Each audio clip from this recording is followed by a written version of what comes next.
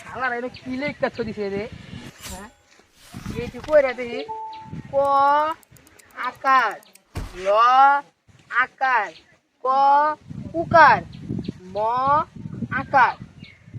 এই শালা কি এটা পাগল বগল না এই কিলোমিটার এই আমাদের হালায় কি করতেছে দেখি তো।